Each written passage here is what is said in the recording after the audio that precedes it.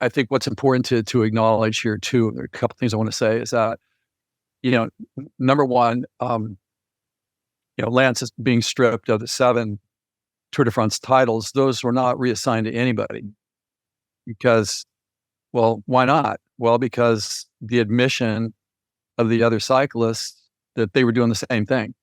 And that's not me because I had no direct knowledge of that. I'm just saying that that's what came out of the investigation, but somehow it seems like people don't remember Lance, not this other thing. So is it really a level playing field in a certain sense? Because there are inconsistencies there that I think are really hard to reconcile.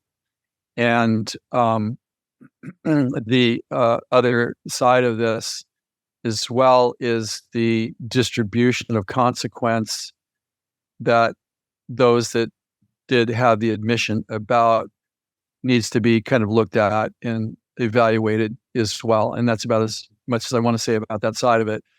And the other thing, I was buried as deeply in the team as anybody could get at the tour. And there was never any evidence of that at the tour. And I had access to all the writers' rooms and all that because that's what I did. I played an essential role in their recoveries and things like that. So again, that's what I wanted to say. But I have one more thing I want to say here is that,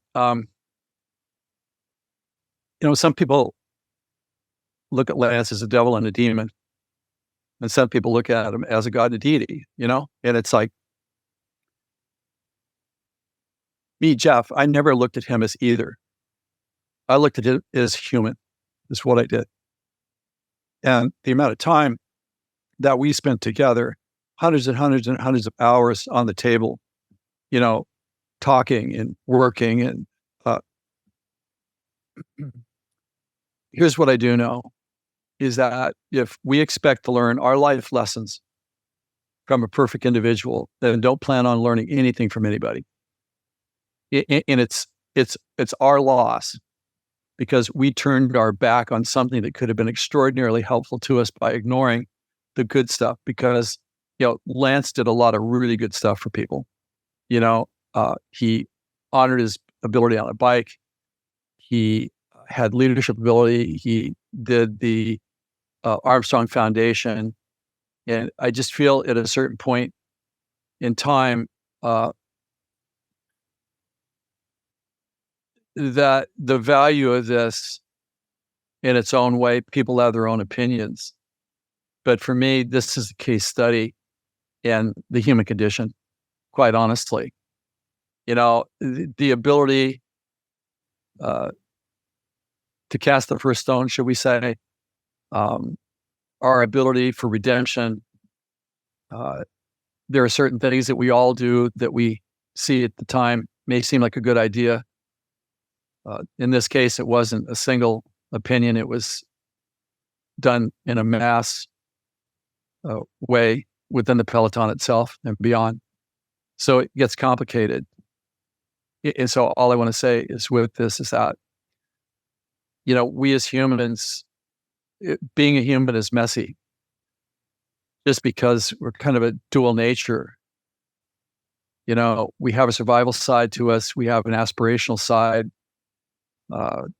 that's in conflict with itself 24 hours a day. And all I can say is this, is that for myself, being given the trust by Lance and by the administration of the team to do whatever I had to do to bring the most effective means of providing what I could bring to it in terms of keeping the riders in the game through injury management and prevention and recovery, both physically and mentally. See, they just didn't have a human mindset. They had a champion's mind. And a champion's mind is different than a human mindset. Human mindset thinks that if you recite things, that somehow that's going to magically do for you what you need to do for yourself, where the champion's mind is being able to evaluate and see what needs to get done and showing up and executing it correctly under immense pressure.